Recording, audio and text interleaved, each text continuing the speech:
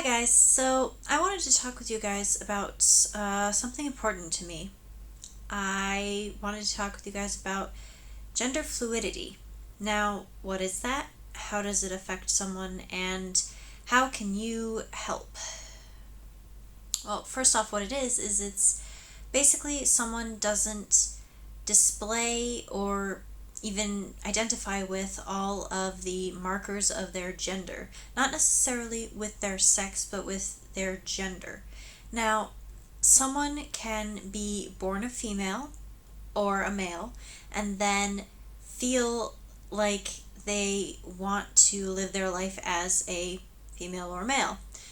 Someone can be born a female and feel like they should live their life as a male, or they can be born male and feel like they wish to live their life as a female. That is transsexual or transgendered. Transgender. Um, well, that's different.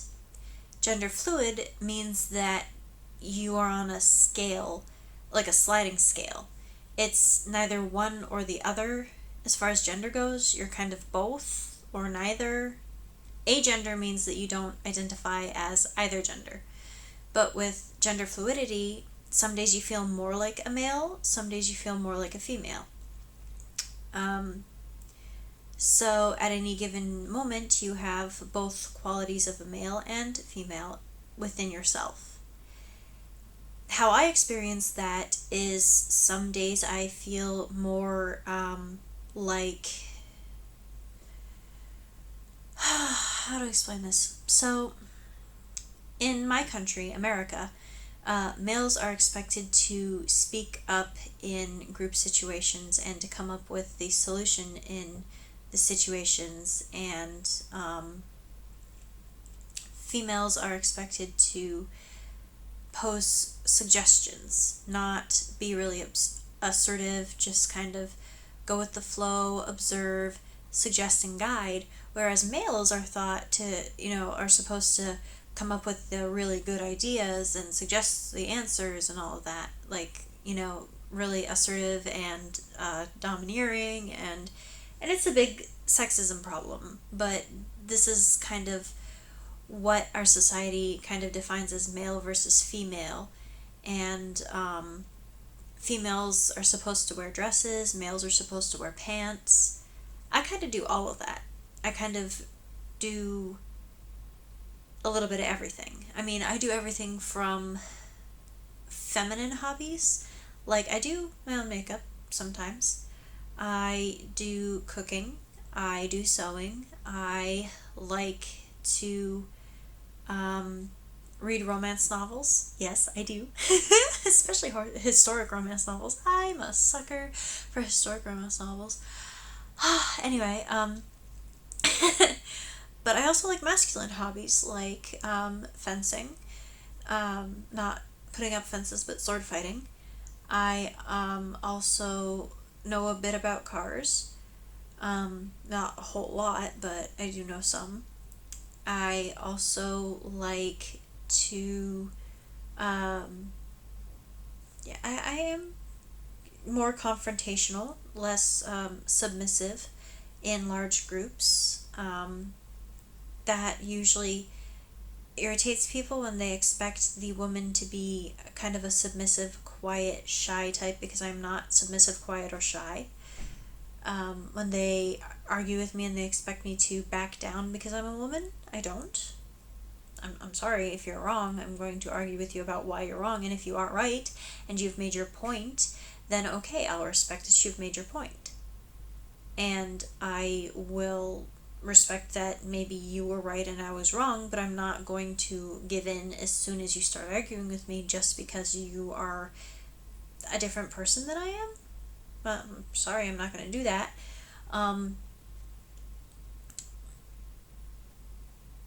Anyway, people expect that just because I look like a female, which I kind of can't help, I have boobs, and I keep my hair long.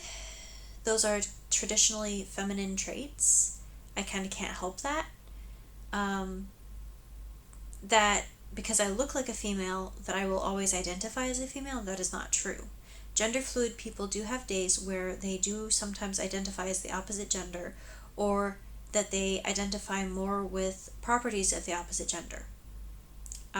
There are some days where I do slightly experience what is known as dysphoria.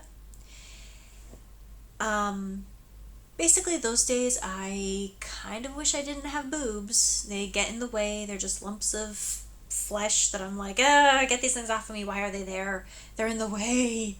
Um, I kind of wish I were a boy. I kind of wish I had the equipment. Kind of wish I was born a guy. I kind of wish I was one of the guys. I wish boys would see me as a boy. I wish girls would see me as a boy. I sometimes wish girls would consider me as a romantic prospect like a boy. It doesn't happen like that though. And that's sad because some days I don't see myself as a girl. I see myself as a boy trapped in a girl's body. Um, it usually doesn't happen to that extreme. Like I said, it's on a sliding scale. There are other days when I feel perfectly feminine in my own body and I feel very girly and I'm like, wow, I feel really girly today. I'm wearing makeup, I'm wearing a dress, I'm, squealing at spiders and running away. I'm squeeing over puppies and going, oh my goodness, it's so cute. I'm gossiping with, the local whoever at, downtown. All of these things are me, but they're different parts of me. And I have a very masculine part and a very feminine part, and some things never change. Like, if someone insults my friends or tries to hurt my friends, I will punch them in the face, male, female, it doesn't matter. No matter what I'm feeling like that day, will still punch them in the face. That's just me. I am very protective of my people, no matter what I am feeling like. Just because my gender fluctuates does not mean that my personality fluctuates, and that is something that some people confuse gender fluidity with. It's not a split personality. It is not a mental illness like some people are claiming. Oh, people who are gender fluid or people who are trans are just confused, they're just mentally ill. No, they're not. They are in a sane state of mind when they decide that they feel like they want to display qualities of the other gender. On days that I feel more like a boy than a girl, I tend to wear more masculine clothing, more jeans and a baggy t-shirt, baggier jeans. I tend to engage in more masculine hobbies or actions. I tend to just think of myself as more masculine. That's not bad. That's not mentally ill to think of myself as being more masculine than feminine. That's not to say that I suddenly assume that I have grown a penis. I'm pretty sure that's not possible. If it were, I'd have all sorts of fun with that. Who wouldn't take advantage of it? But it doesn't mean that I'm like everyone else either. I mean,